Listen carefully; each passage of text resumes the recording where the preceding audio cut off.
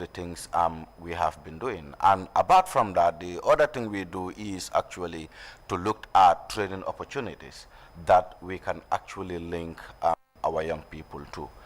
Being it in the fishing industry, being it in the area of life skills, being it in the area of agro-entrepreneurship.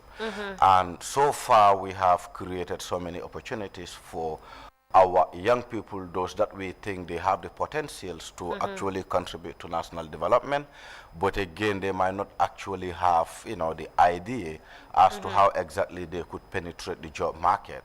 Nice. So these are some of the people we will definitely help to, help them come up with careers. And today, we can say, we have few that have been employed in different sectors, and we also have others that have also acquired some, life skills for themselves. So actually, we're progressing in those areas. Nice, that's amazing, and that's always very important with these organizations, to have it and actually fulfill the purpose and the role, but actually make an impact in society, and that's something Just Act is doing.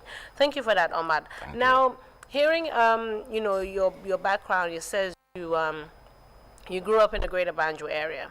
And then, not fully. You grew up some parts in the Greater Banjul area. Then you relocated to Janjanbureh in 2010. So tell us about your childhood. What was it like, having that different sort of, upbringing? Yeah, I would say yes. I was kind of fortunate to be brought up in different environments. That is both the rural Gambia and also in the urban area. Because I know I started my childhood from rural Gambia, that is Georgetown, because my dad used to be a civil servant and posted on that island. So I was lucky to be born and raised on that island until at about the age of 12. I moved to the Greater Banjul area, that was in Carnifing, to also live with my dad and do part of my secondary education. And it was until when I completed my upper basic, I then went back to Janjanbureh to attend Amitechina Secondary School. And upon completion, I came back to the Greater Banjul area to actually study tourism. Nice. Because what happened here is I knew my dad to have influence in the development of tourism in Janjanbureh or in rural Gambia. But I also noticed there was a gap that he didn't study tourism. Right. So I have to decide by myself that, I need a background knowledge around tourism. So I came back to this end to actually study tourism at IPAM and as well as at the Institute of Travel and Tourism of the Gambia, that is ITalk. And whilst I was studying at ITalk, I was also working with a charity organization called Paper Recycling Skills Project. It's an NGO or a small charity that is that was more of into environmental activities. And until 2010, I realized by myself that actually the things that I have been doing with the paper recycling project is more of tourism related, more of responsible tourism related, and I had those potentials in Janjanbureh. So I took it upon myself actually to quit that job in the Greater Banjul area and then went back to Janjanbureh to join Just Act, that is Janjanbureh United Sustainable Tourism and Community Training, with the hope that I can also impact positively around tourism and also, inspire other young people. So that is where the decision emerged from, and since 2010 I have been living in Janjanbureh, also into many other development areas. Nice, nice. So you had an interesting childhood because you was going back and forth, and I believe everything you've learned from either areas, you've actually that's molded you to become who you are today. But this is a question I always ask my interviewees. It's always good to know what kind of personality they had growing up. Were they stubborn? Were they, quiet and timid? I'd like to know, a bit about you. How was you like? Yeah, well, I would say that it's an expensive question because it's more of personal. But I would say, at some point at childhood, more especially when I was going to school, I was really stubborn, to be honest with you. But again, life after school, I realized that, being stubborn may have no future. And until then, I would say I am stubborn, but based on facts and realities. Okay. Yeah. Okay. So there's a reason why I always ask this question. Is because it's good to know the profile that we're sharing with everyone, to know that okay, everyone had a past, and obviously everyone grew up from what they got used to and then who they are now. So that goes to show you could be any kind of person, any kind of behavior, but then you can change your ways and become the best of who you want to be. So that's why I always ask this question, and it's always interesting to know because it creates laughter. See, we laughed about it, Yeah, and you sure. even said it was a bit personal, but you still shared. So there we have it. Now, tell us about your activities and your activeness in youth work. You've spoken about a lot in regards to Just Act and all the activities you've got yourself involved in, especially tourism. And we know tourism is an important sector for growth and development. So tell us about that and what has been the most impactful solution from the work that you've been doing. Yeah, Senabo, I think looking at my work, as you may ask, yes, I have been into youth work back in, let me say, in 2018 or 2017, because this was a job I started just life after school. And I was really inspired by some senior brothers. Not actually, I have continued with them throughout the journey because some of them actually have got themselves other opportunities that they think are more of visible for them to take up. And for people like myself, I continue the journey since then. And I would say as I was inspired by, let's say, JYFCA Just Act, I was also able to climb the ladder to also kind of see myself involved in regional structures when it comes to youth empowerment or youth development. So it was through Just Act I had an opportunity to also work with the regional structure of the young people, that is Regional Youth Committee of Central River region, and there I started as a vice chairperson of the Central River region. Okay. And I served a term. From there, then I was elected as the Central River region youth chairperson. This is how I followed a career. I've served a term as a youth chairperson and also a member of the National Youth Council. And we went back for Congress where I was re-elected until mid last year when my term came to an end. Okay. But again, knowing the dynamics of youth work or youth development, also contrasting it with tourism development, I think it was really something that could match. Why do I think it was something that could match? Because looking at tourism is more of a service industry. Yeah. And those services can only be delivered by the HR, by the human resource. So with that, I was seeing it as an opportunity for young people to be trained on the job.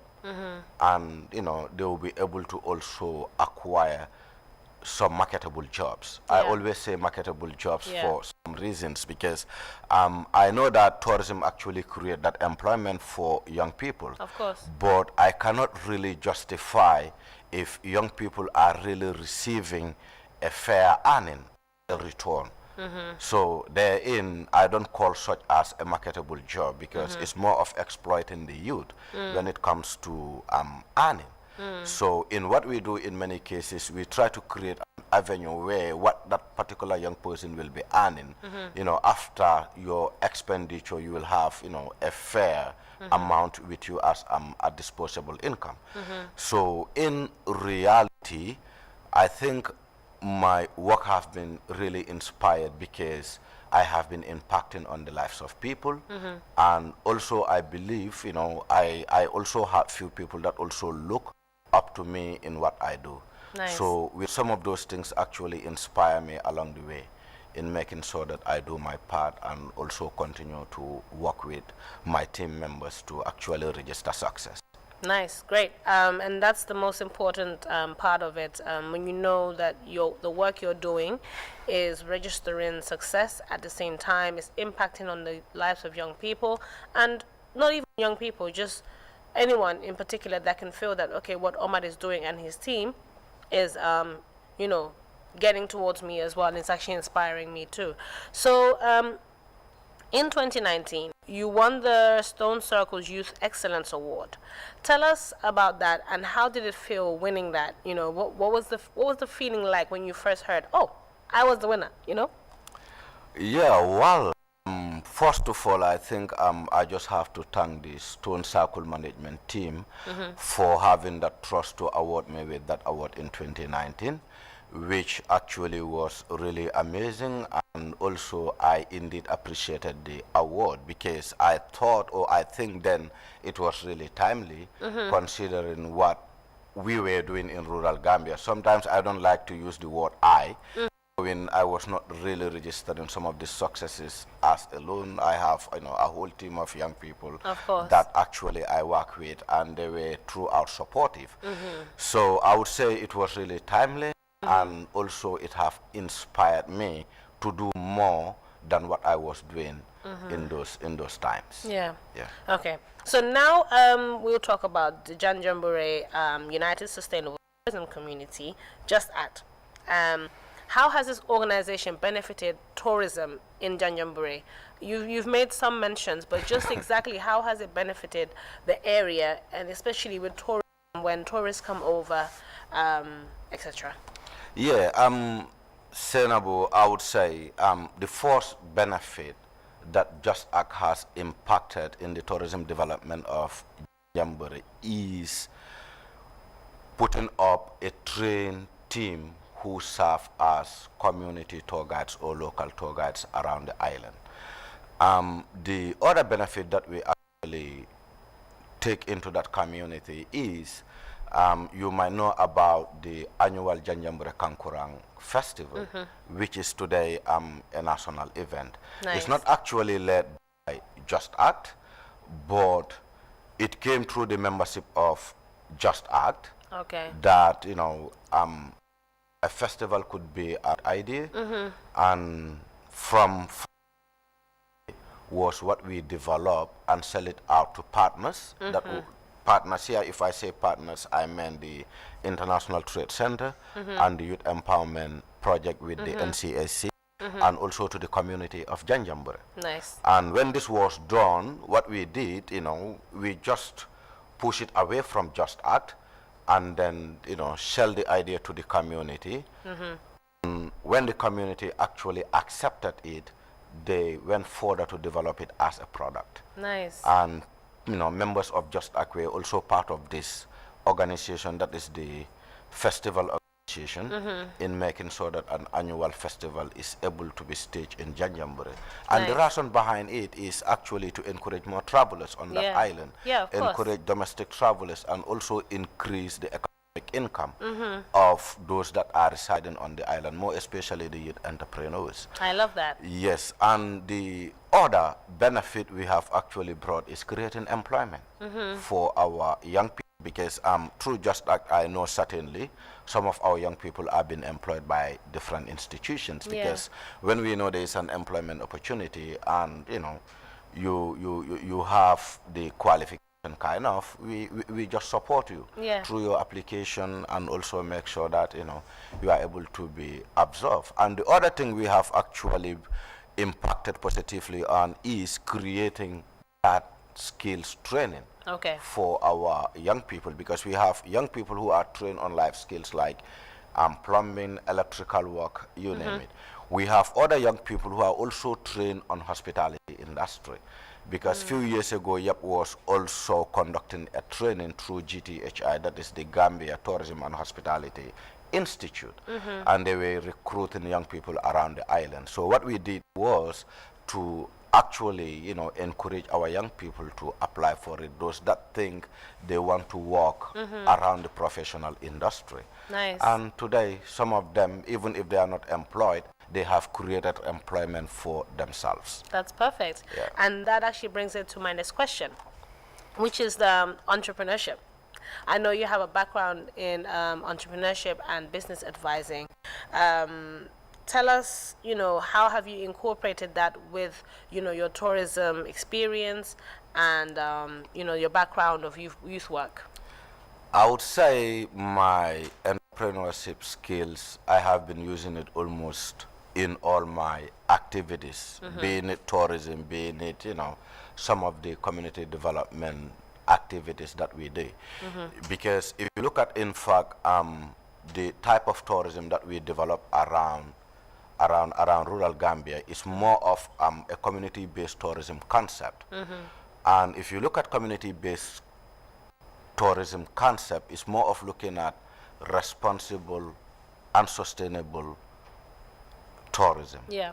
So in essence, it actually, looked at things that, the host communities or the communities themselves will come up with things that would have direct benefits to their lives and livelihoods, and ensure that they're able to develop some of those things as products, link it to the market. So as such, it is only with someone who is with an entrepreneurial skills or a community development skills. And one thing that is relevant around community-based tourism is, as much as you must have a tourism background, you must also have community development background. True. Because what happens here is sometimes you see communities surrounded with some great potentials that they could actually, use and benefit themselves. But sometimes they don't see those potentials as things that could change lives and livelihoods. True. So, through entrepreneurship background, it helps you to identify some of those products that are with potentials that can be developed and that can actually suit the market as expected. Nice, nice. So now we're nearly there, but the question I have is, what's your opinion on the young people, because we still have young people that are, migrating from the rural Gambia and coming into the combos. And even though there's opportunities in the rural ends of the Gambia, but still they're coming. So now what's your opinion on that? And what do you think more needs to be done to encourage and inspire youths to stay where they are, to make it out there as well? Thank you very much. And I always see such question as the most challenging question. But then before I answer your question, I just want to recognize the efforts of few institutions, that is the Youth Empowerment Project, IMVFO, Trrc, Annabelle, for working with young people around rural Gambia. But again, as much as we have a lot of opportunities around the regions or around rural Gambia, we don't have the same strength to make sure that these opportunities are tapped, we're able to penetrate them as young people in rural Gambia. So for me, in my own view, I would say there's still a lot to be done. More especially with the international organizations that actually have offers for young people, being it the YAP, being it the Trrc, being it the IMVF. Sometimes I think we need to come to the level of our rural young people. For example, we have so many opportunities around rural young people, looking at the agro grants, looking at the loan, the mini loans, and all not around the Trrc project.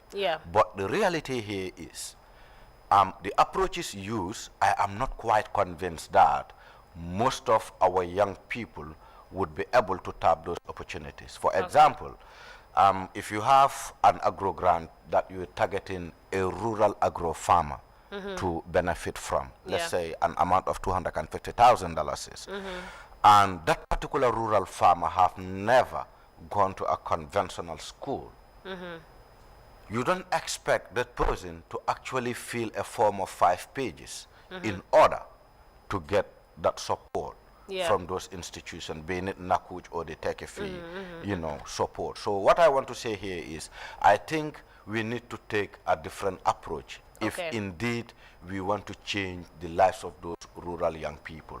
That's true. I'm not trying to be like discriminatory, but the reality here is, you go to the rural area, about 50 or 60% of those young people who are living there have not been to school. So if you want them to benefit from supports through filling forms and all not, I am saying that might not really be possible. We might really leave a whole lot of young people without benefiting, whilst we are out there saying we are supporting young people on different areas. So I don't really think those approaches are working. And in my other view also, I would say I don't think the government is doing a lot in coordinating, you know, some of these things together. When I say in coordinating some of these things, I would say here, what I want to say here is you have different players around youth empowerment and development, but there is no single institution that actually coordinates all those activities. So what you see in the field is a repetition. I will come and train a group of 30 young people on entrepreneurship as an institution. Another institution will come and train almost the same young people on the same entrepreneurship. So the trainings becomes a repetition. Whilst the other approach could be used. 30 is being trained, let's say for example, by NEDI on entrepreneurship. There is nothing wrong in either GYCC or YEP or the National Youth Council in coordinating, in facilitating to ensure that those 30 young people who are trained on entrepreneurship are also able to acquire funding or support through the mini grant or through the loans as they are available. So these are some of the things that are lacking. And we will still sit back and blame the youth that, you know, we are not serious, we are at the ghettos, we are at the woods, drinking attires or smoking and all not. When actually, sometimes in fact, you know, we marginalize some of those young people who are at the VU. We only speak to those that we think we can invite to our platforms. So there is a huge gap. That's something I guess we all need to work on together, and the recommendations that you've given I think is recommendations that should be considered, but we will definitely talk more on this. We don't have enough time though, and usually you get the chance to give your words of wisdom to young people, but you cannot, you know, we don't have enough time, so you could just give me 1 or 2 words that you have to inspire the youth. For me, what I would always say is the youth need to believe him or herself that you don't have to wait for any support in order to move on. You need to start on your own and so that you are also able to knock on other doors. If support comes, fine. If it does not come, still you should be able to move on using, you know, some of the potentials that are surrounding you. And to be realistic, there are potentials in this country. All that it needs is patience and hard work to actually reach there. So therefore, I want to encourage every young person to utilize those opportunities and make sure, you know, we're able to reach up there. Inshallah. Thank you very much, Omar Jammeh. That's all we had for you in this episode of Coffee With. And I don't need to reiterate what he said in regards to his words of wisdom, but you've heard it yourself. I'd like to thank my team, Oko Basana for directing the program, and thank MCR for, you know, directing the shot, and also thank my cameraman, Sidi Sambu and Fakir Bature. Thank you very much, and bye-bye.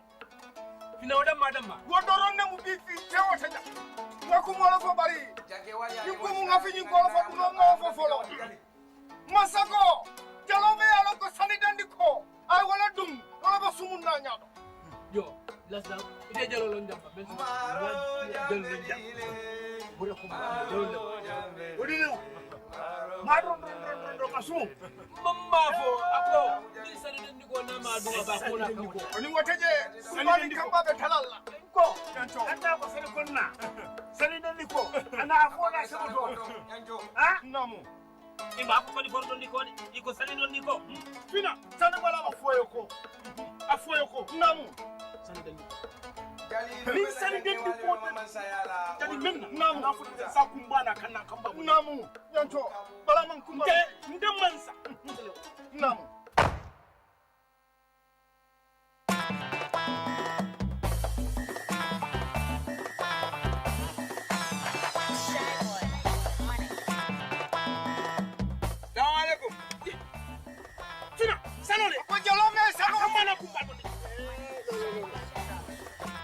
Anja dofa. Nadia muda morsi jara. Nadia muda kunorsi jolon sando. Nyojo fere sini. Sani tembulu nali kanya wali menjola. Yeah, karuma sambe jola. Wali tembulu nali kanya wali menjola. Yeah, karuma sambe jola. Sani tembulu nali kanya wali menjola. Yeah, karuma sambe jola. Wali tembulu nali kanya wali menjola. Yeah, karuma sambe jola. Sani bamana, tombong sani bamana. Sara ningare de na jiro jora, Sara ningare de na jiro jora.